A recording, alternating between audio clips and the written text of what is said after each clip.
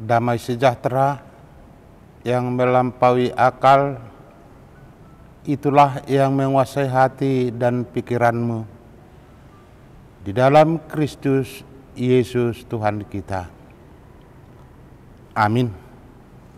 Bapak, Ibu, Saudara yang dikasihi Tuhan, firman Tuhan yang menyapa kehidupan kita di pagi hari ini, Selasa, tanggal 14 Januari tahun 2025, diambil dari kitab 1 Petrus pasal 5 ayat 6, dikatakan, "Karena itu rendahkanlah dirimu di bawah tangan Tuhan yang kuat, supaya kamu ditinggikan pada waktunya. Karena itu rendahkanlah dirimu di bawah tangan Tuhan yang kuat, supaya kamu ditinggikannya pada waktunya." Demikian pembacaan firman Tuhan. Bapak, Ibu, Saudara yang dikasihi Tuhan, dalam nats ini jemaat yang ada di Asia Kecil, yaitu di Bitinia, Galatia, dan di Kapadocia, sedang mengalami penderitaan. Petrus menyerukan kepada jemaat-jemaat di perantauan supaya merendahkan diri di hadapan Tuhan, supaya mereka tetap berpegang teguh dalam iman. Kalau kita membaca dalam konteks firman Tuhan, yaitu dimulai dari ayat 1 hingga ayat 5, kita lihat di sini dikatakan oleh Petrus supaya mereka tabah dalam penderitaan yang ditujukan kepada penatua dan para pemuda, supaya tetap merendah diri, supaya tetap melakukan kehendak Tuhan. Dikatakan dalam firman Tuhan, tetapi mengasihi orang yang rendah hati. Jadi supaya mereka tetap rendah hati, jangan sombong. Apa yang dimintakan oleh Petrus dalam firman Tuhan di sini kepada penatua dan kepada pemuda, bahwa mereka atau pelayan Tuhan supaya tetap melayani Tuhan di dalam jemaat dengan suka rela dan rendah hati.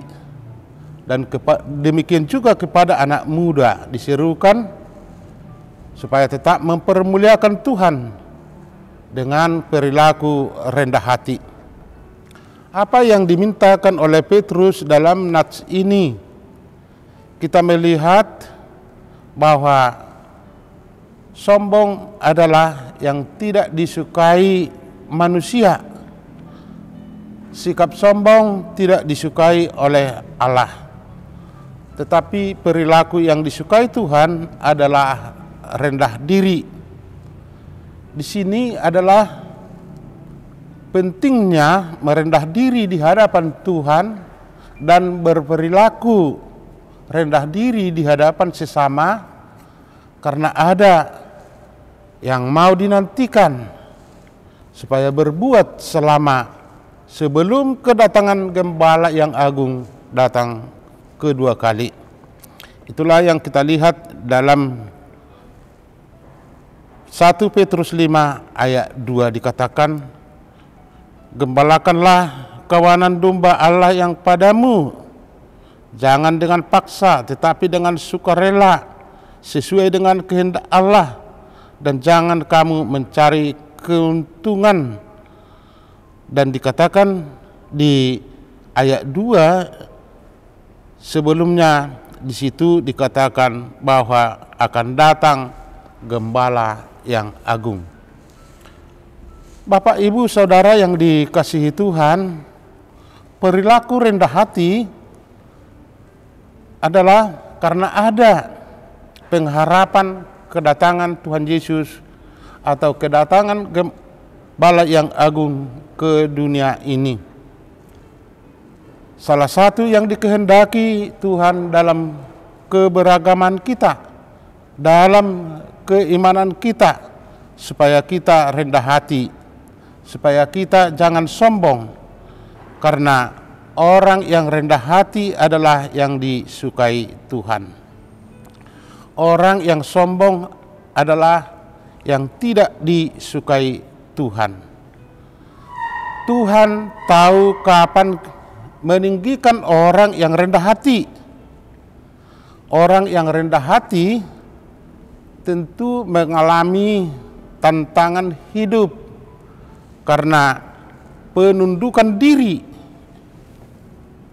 Karena di dalam penundukan diri itu sering dalam kehidupan kita tergoda untuk bisikan iblis supaya kita meninggikan diri kita, supaya kita jangan melakukan kehendak Tuhan. Iblis menginginkan dan menggoda kita supaya menentang apa yang dikehendaki Tuhan, yaitu dengan bersifat sombong. Tuhan sendiri menjanjikan akan meninggikan orang yang rendah hati. Bila kita merendah di hadapan Tuhan, bila kita berbuat rendah hati di hadapan sesama, pasti melalui kerendahan itulah kita menyaksikan kehendak Tuhan dalam kehidupan keseharian kita. Dalam penundukan diri, di situ kita telah melawan iblis, melawan godaan iblis, dan disitulah kita bersaksi bahwa kita berbuat apa yang sesuai dengan buah iman kita melalui perilaku setiap hari kita. Bila kita merendah, di situ kita bersaksi di tengah dunia ini. Yang diinginkan Tuhan dalam penantian gembala yang agung atau Yesus Kristus yang kedua kali, supaya kita tetap dikatakan dalam firman Tuhan di sini, bukan mengandalkan kekuatan kita, tetapi mengandalkan kekuatan Tuhan. Dikatakan, karena itu rendahkanlah dirimu di bawah tangan Tuhan yang kuat. Jadi bukan mengandalkan kekuatan kita, tetapi mengandalkan kuat tangan Tuhan untuk menolong kita. Melalui penundukan diri inilah kita, bahwa kita berbuat sesuai dengan kehendak Tuhan. Lawanlah iblis melalui iman dan percaya kita kepada Tuhan. Rendahkanlah dirimu di hadapan Tuhan dan andalkanlah kekuatan tangan Tuhan, supaya melalui kehidupan kita Tuhan kita permuliakan. Amin. Mari kita berdoa.